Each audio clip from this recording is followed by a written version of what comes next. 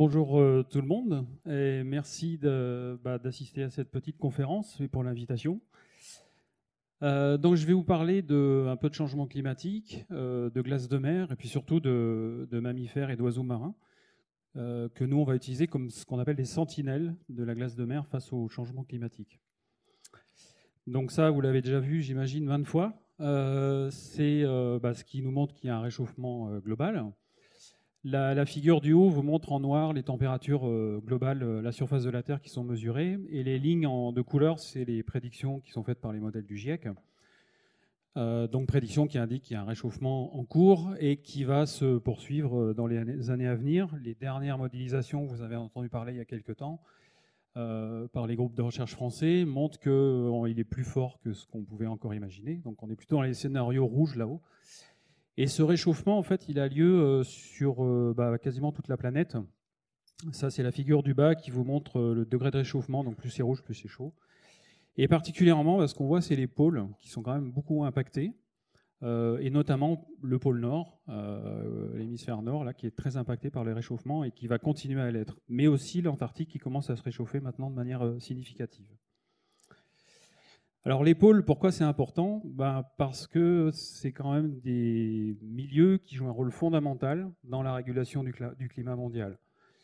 C'est des réservoirs de froid, donc il y a les calottes glaciaires qui constituent des grandes réserves d'eau douce, et puis il y a aussi la glace de mer, qui est une composante très importante. Pourquoi? Parce qu'elle va servir un peu de couverture. L'océan, en fait, au pôle, il est plus chaud que l'atmosphère, et donc la glace de mer va isoler l'océan. Et puis il y a un rôle majeur de la glace de mer, ce qu'on appelle l'effet d'albédo, c'est-à-dire que la glace de mer, c'est blanc, ça renvoie le rayonnement solaire vers l'espace, et donc ça diminue l'effet de réchauffement. Si la glace de mer fond et disparaît, l'eau de mer qui est sombre va absorber encore plus de rayonnement solaire, et ça va emballer le phénomène, ce qu'on appelle des boucles de rétroaction positive, en fait. Donc cette glace de mer, elle a un rôle vraiment très important dans la régulation du climat, mais elle héberge aussi, vous allez le voir, une biodiversité vraiment remarquable. Alors comment est-ce qu'on étudie la glace de mer? Il y a différents moyens. Il y a les mesures satellites, donc qui sont maintenant assez courantes, et puis après il y a des moyens nautiques, soit des ROV, donc des robots sous-marins qui vont aller mesurer l'épaisseur par en dessous de la glace de mer, ou des sous-marins. Des bouées dites intelligentes qui vont être équipées de capteurs qui permettent de mesurer la température ou certaines caractéristiques de l'eau de mer, et puis des bateaux, évidemment. C'est un des premiers outils en fait, de mesure de l'étendue de la glace de mer, c'était les bateaux pendant la période de la chasse aux baleines, puisque les baleiniers enregistraient systématiquement la première glace qu'ils rencontraient. Et en compilant ces données historiques, il y a des chercheurs qui ont déjà montré qu'il y a eu un déclin de la banquise autour de l'Antarctique à partir des années 60-70, un premier déclin. Mais tous ces systèmes de mesure en fait, permettent effectivement de mesurer physiquement la variation de la glace de mer, mais par contre, on n'a aucune idée de ce qui se passe sous la glace, et notamment toute la vie et les écosystèmes qui sont associés à la glace de mer. Et c'est là où on a un intérêt à utiliser des prédateurs marins, donc des phoques, des baleines ou des oiseaux, parce que sous la glace de mer, en fait, il y a tout un écosystème qui est présent. Ce que vous avez ici, c'est une schématisation d'un écosystème qui est sous la glace. En fait, il faut voir la banquise comme un paysage très complexe, avec des montagnes sous-marines, des crevasses sous la glace. La banquise, elle peut faire plusieurs mètres d'épaisseur, donc c'est un habitat vraiment très complexe. Et sous cette banquise, on va avoir des communautés d'algues, de micro-organismes qui vont se développer. Et à partir du moment où on a toute cette communauté d'algues, il va y avoir des consommateurs primaires, donc c'est-à-dire des brouteurs, comme le krill. Vous avez déjà entendu parler, j'imagine, du krill, c'est des petites crevettes. Donc toute une communauté de brouteurs qui va s'installer sous la glace de mer. Et évidemment, il va y avoir des prédateurs des brouteurs, donc des poissons, et des prédateurs de poissons, des oiseaux, des phoques ou des baleines. Donc c'est un écosystème qui est quand même très riche et très productif par endroits. Et la glace de mer, elle est importante non seulement pour les prédateurs qui sont antarctiques, comme les manchots qu'on voit à droite, mais aussi pour des prédateurs qui viennent de milieux, on va dire, subpolaires, donc que ce soit subantarctique ou subarctique, puisqu'on va avoir des espèces d'animaux qui vivent dans ces milieux à des climats plus tempérés, mais qui vont se déplacer et vont aller chercher leur nourriture au niveau de la glace de mer, parce que c'est un endroit très très productif. Donc c'est un écosystème vraiment très important et très productif, puisqu'il va y avoir une production primaire d'algues et de biomasse vraiment très importante. D'où l'idée d'utiliser ces prédateurs pour suivre cet écosystème qui est lié à la glace de mer. Parce que les outils de mesure que je vous ai présentés tout à l'heure, les satellites, les bateaux, etc., ont beaucoup de mal à mesurer l'abondance de poissons, l'abondance de krill qui se trouvent sous la glace, pour des raisons de coût, parce que c'est quand même des campagnes très coûteuses, et pour des raisons logistiques, parce que logistiquement, c'est difficile d'envoyer des engins sous la glace. Donc les prédateurs, ils peuvent jouer ce rôle-là. Alors pourquoi? Parce que c'est ce qu'on appelle plutôt des éco-indicateurs. Ici, ce que je vous ai représenté, c'est une vue très simplifiée de ce qu'on appelle un réseau trophique ou une chaîne alimentaire dans les milieux polaires. Donc ici, vous avez les prédateurs qu'on voit à droite, qu'on étudie, donc des oiseaux marins ou des phoques, qui vont consommer du poisson, du krill.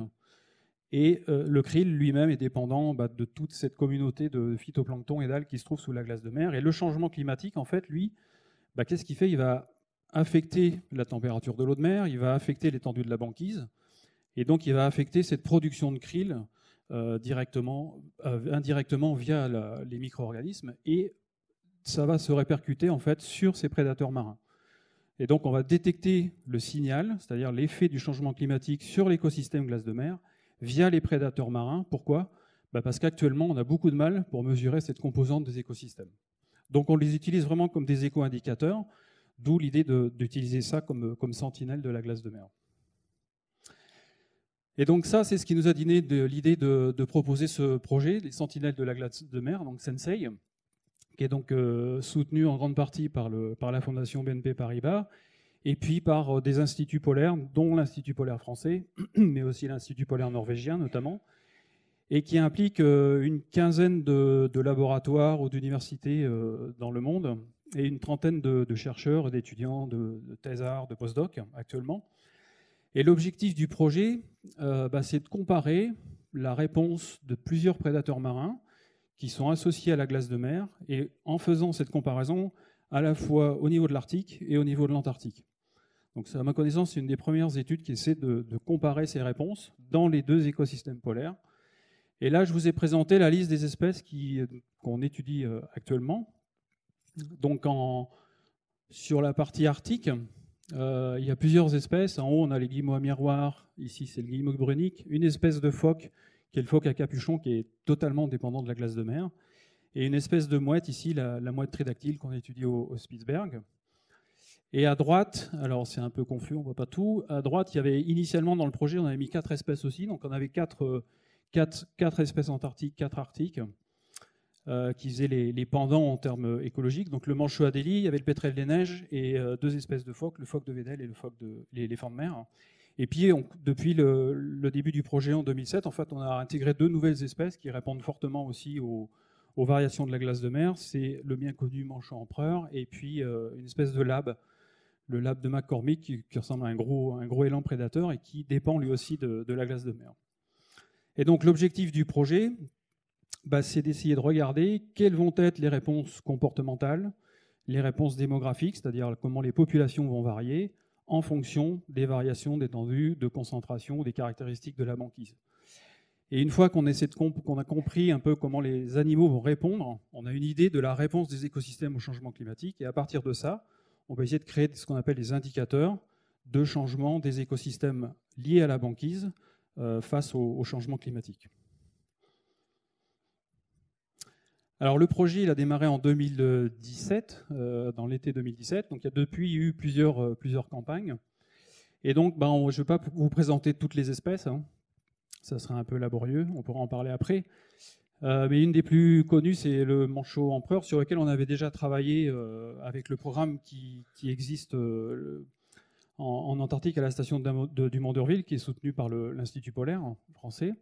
Donc c'est le manchot empereur. Lui, on savait déjà qu'il réagissait beaucoup aux variations de la glace des mers. Quand il y a un retrait de glace de mer, il y a beaucoup moins d'habitat pour sa reproduction, en général, et les performances de reproduction sont moins bonnes, donc les populations, souvent, vont diminuer. Il y a notamment une colonie de manchot empereur, maintenant, qui est éteinte en péninsule antarctique, et son extinction est vraisemblablement due au fait qu'en péninsule antarctique, il n'y a plus de glace de mer en face de cette colonie, donc il n'y a plus d'habitat favorable pour cette espèce là-bas. Une autre espèce phare en fait dans le programme là actuellement, c'est le manchot adélie. Donc c'est un petit manchot qui fait une 40-50 cm de haut, qui fait 3-4 kg. Et qui est, alors lui, il va se reproduire en été, le manchot empereur, il se reproduit plutôt en hiver, et qui est très intéressant pour aller justement échantillonner ce qui se passe sous l'eau, parce que c'est un prédateur de krill, qui est totalement, lui aussi, dépendant de la banquise et de la glace de mer, et qu'on étudie aussi sous toutes les coutures en Antarctique. Alors comment est-ce qu'on fait pour savoir ces réponses comportementales ou démographiques ? Les outils qu'on va utiliser, c'est des capteurs qui sont posés ou embarqués sur les animaux. Là, vous avez un exemple ici, c'est une balise qui est posée, collée sur la fourrure d'une tête de phoque à capuchon en Arctique. Donc ces instruments, dedans, il y a un GPS. Donc ça va nous donner une idée du déplacement des animaux. Donc on va pouvoir ensuite relier les endroits où les animaux vont s'alimenter avec les caractéristiques de la glace de mer dessous. Et il y a aussi d'autres capteurs, dans le cas de celui-là, par exemple. On va avoir des capteurs de température qui vont donner des renseignements sur la température de l'eau sous la glace, des fluorimètres qui vont nous donner une idée de la concentration en phytoplancton sous la glace de mer. Donc tout un tas d'informations qu'on peut récolter à partir des animaux et qu'on ne peut pas avoir avec des bateaux ou avec des bouées dérivantes facilement. Donc c'est vraiment ces outils qu'on utilise. On équipe des animaux chaque année. On récupère les informations et puis on va les traiter et les analyser en fonction de la variation de la glace. Notre exemple ici, c'est sur des manchots. Donc vous voyez ici un manchot Adélie. Donc sur le dos, là, il a un petit GPS qui enregistre aussi la pression. Pourquoi ? Parce que c'est un oiseau qui mange en plongeant. Et donc si on a la pression, on peut avoir la profondeur à laquelle il s'alimente sous la glace de mer. Et puis sur la tête, il a un petit crayon. En fait, c'est une mini caméra. Maintenant, on a des caméras suffisamment petites pour les coller juste sur les plumes, les récupérer 4-5 jours après que l'oiseau soit parti en mer, parce qu'ils reviennent à terre régulièrement. Et ces caméras, en fait, elles viennent compléter les informations qu'on va pouvoir récolter avec les GPS, puisque la caméra va pouvoir filmer le type de proie qui est consommée sous la glace de mer. Et ce qu'on essaie de développer dans le cadre du projet, c'est, alors au lieu d'une petite caméra sur la tête ou d'un GPS sur le dos, on va mettre un mini radar qui est actif. Et le radar, en fait, l'idée, c'est d'essayer d'avoir un écho au niveau de la glace de mer pour en mesurer son épaisseur. Parce que c'est quelque chose que les climatologues ont beaucoup de mal à mesurer. C'est l'épaisseur de la glace de mer par satellite. Ils ont beaucoup de mal à le faire. Et donc, on s'est dit, on peut, au lieu d'essayer de le mesurer par le dessus, on va essayer par dessous, avec des mini-radars embarqués sur des animaux. Donc ça, c'est quelque chose qui est en phase de développement. C'est pas simple. Il y a des difficultés quand même techniques assez importantes à résoudre. C'est pas encore au point pour utiliser sur des oiseaux, mais par contre sur des mammifères marins comme l'éléphant de mer ou le phoque de Weddell qu'on a vu tout à l'heure, là on commence à avoir quelques résultats. Et donc l'avantage d'utiliser ces animaux comme indicateurs ou sentinelles de la glace de mer, c'est qu'on peut les attraper assez facilement, on peut leur poser ces appareils, on peut les compter facilement à terre, on peut les baguer aussi pour estimer le taux de mortalité ou la production en jeunes. Et puis une fois qu'on les a équipés, on les relâche. Ils vont faire un séjour en mer de plusieurs jours, ils reviennent à la colonie, on récupère les informations, on enlève les capteurs et puis l'oiseau continue sa vie. Donc c'est vraiment une méthode assez intéressante pour étudier ces écosystèmes-là. Alors en 2 mots, quelques résultats. Ici, ce que vous voyez, c'est les trajets GPS qui ont été obtenus sur des phoques à capuchon. Donc le phoque à capuchon, en fait, c'est une espèce qui se reproduit sur la glace, sur la banquise, au large du Labrador. Donc les femelles vont mettre bas sur la glace. Et c'est un phoque qui est vraiment assez particulier, puisque la période de sevrage est très courte. En 4 jours, le poids du jeune veau, enfin, du jeune phoque, va plus que doubler, et il va être indépendant au bout de 4 jours. C'est-à-dire qu'au bout de 4 jours, sa mère a la laide de l'allaiter sur la glace, la mère s'en va et elle le laisse tout seul. Et là, il faut qu'il se débrouille. 4 jours. Donc c'est vraiment impressionnant. Et ce que vous voyez là, en fait, c'est les trajets des jeunes. Donc c'est des jeunes qui ont un peu plus de 4 jours. Hein. On a attendu qu'ils soient un peu plus gros pour les équiper avec des balises. Et puis au bout d'un moment, ils partent de leur zone où ils sont nés. Puis on les voit remonter. Et ils vont aller, beaucoup d'entre eux vont aller le long des côtes est du Groenland. Et donc ça va fournir des informations vraiment importantes sur la structure des masses d'eau, sur la présence de banquises, etc. Un autre résultat qui concerne les travaux qui sont faits à Dumont d'Urville, donc en Terre Adélie, en Antarctique. sur les pétrels des neiges. Alors les pétrels des neiges, c'est un petit oiseau de mer qui fait 300-400 grammes. Et malgré sa petite taille, qui peut vivre jusqu'à plus de 50 ans, donc c'est quand même assez remarquable. Et alors là, ce qu'on leur a mis, c'est des micro-GPS qu'on a collés sur les plumes du dos. Et ce que vous voyez là, c'est chaque point représente une localisation GPS des oiseaux. Donc ils sont équipés à l'étiquette DDU, c'est du Mont d'Urville. Donc ils nichent là. La station de recherche se trouve là, donc on les équipe. Et là, vous avez les trajets de deux individus, un en rouge, un en vert, pardon. Et ce qu'on voit sur la figure, c'est une photo satellite de la glace de mer. Donc là-haut, vous avez ce qui est blanc, c'est le continent antarctique. Ce qui est en noir, c'est de l'eau libre. Et ces zones-là, tout ça, c'est du pack. Le pack, c'est de la glace de mer dérivante qui est fragmentée, en fait. Et on voit bien que les oiseaux, tous les points se concentrent dans ces zones de pack, ce qui indique que les oiseaux, ils vont vraiment s'alimenter dans ces zones de glace de mer.